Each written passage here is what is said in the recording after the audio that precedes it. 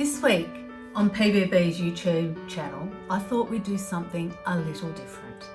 Today, I'm going to tell a story, and this story is called Out of the Laboratory Back to a Darkened Room. This story was originally written by a midwife by the name of Tricia Anderson. Tricia had this article published in 2002 in a well-known midwifery journal called Momentous. It certainly resonated with me, and I hope it resonates with you. If you're interested, the full article is published on PBB's website. I've included the link down in the description. And if you haven't subscribed to us before, please hit subscribe below.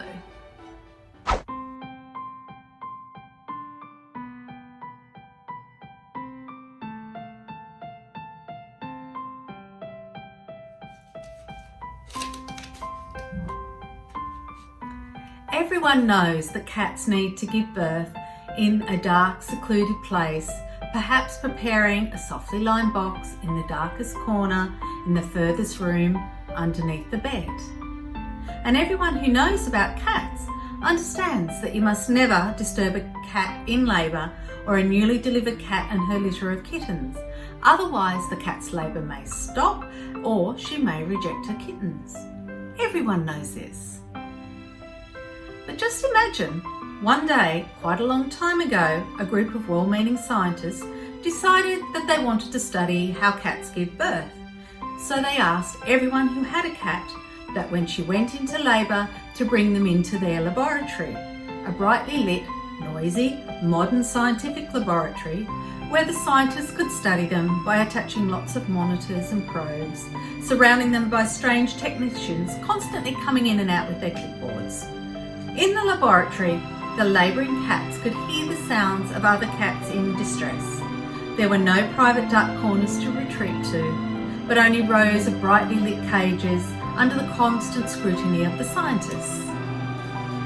And the scientists studied the cats in their brightly lit cages for many years and saw that their labours were erratic and how they slowed down and even stopped, and how heartbreakingly distressed the poor cats were. Their mews and cries were terrible. They saw how many of the kittens were deprived of oxygen and were born shocked and needing resuscitation. And after many years, the scientists concluded, well, it seems that cats do not labour very well. Then, because the scientists were caring people and wanting to help the poor cats, they invented lots of machines to improve the cats' labours, to monitor the oxygen levels in the kittens. They invented pain-relieving drugs and tranquilizers to ease the poor cat's distress, and to make drugs to make labour become more regular and stop it slowing down. They even developed clever emergency operations to save distressed kittens' lives. The scientists wrote scientific papers which told everyone about the difficulties that they had observed and how cats do not give birth very well, and about all the clever feline birth technology that they'd invented.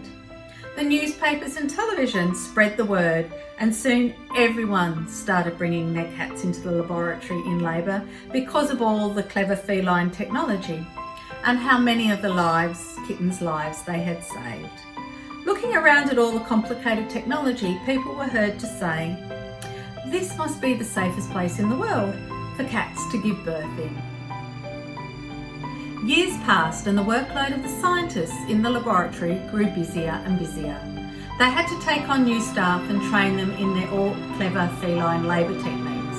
And slowly the original scientists grew old and retired. But sadly, the new and up-and-coming technicians didn't know about the original experiment. They didn't even know it was an experiment. They'd never seen cats birth in softly lined boxes in the farthest, darkest corner of the farthest room. Why? What's such a dangerous idea? They were absolutely convinced that cats do not give birth very well without lots of technical assistance. Why, think of all the years of scientific evidence that they had collected. It's a sad indictment that most midwives and doctors today are working in that laboratory. And in that laboratory, which of course is our modern consultant maternity unit, childbirth is in a mess. In healthcare, there's lots of talk about evaluating all aspects of care, yet no one is saying there's a desperate need to investigate the biggest invention of them all, asking women to get in their cars, drive to the local hospital where they are cared for by strangers. The effect of this en masse intervention, which is now well into its third generation, is becoming increasingly apparent. I looked up the Mothers and Babies report, the Australian report for 2017, and found that currently 35% of women are having a caesarean birth. Every year that rate is rising. 12% have an instrumental birth, leaving 53% of women to birth their babies vaginally without assistance. That's just about half of all women. If you choose to birth in a private hospital, the statistics are worse.